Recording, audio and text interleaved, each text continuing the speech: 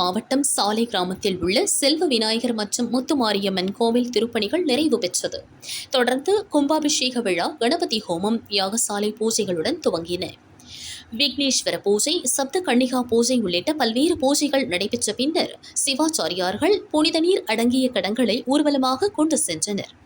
கோபுர கலசத்தில் புனித நீர் ஊற்றி கும்பாபிஷேகத்தை வெகு சிறப்பாக நடத்தி வைத்தனர். முன்னதாக சாலை கிராமம் மஸ்ஜிதே இலாஹி பள்ளிவாசலை சேர்ந்தவர்களும் ஜமாத் நிர்வாகிகளும் கோவிலுக்கு வருகை தந்தனர்.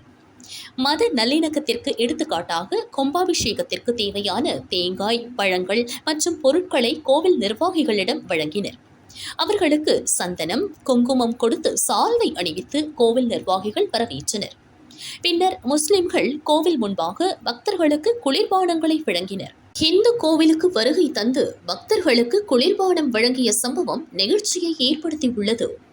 கும்பாபிஷேக விழாவில் சாலை கிராமம் மற்றும் சுற்றுவட்டார கிராம பகுதிகளைச் சேர்ந்த ஏராளமான பக்தர்கள் கலந்து கொண்டனர்.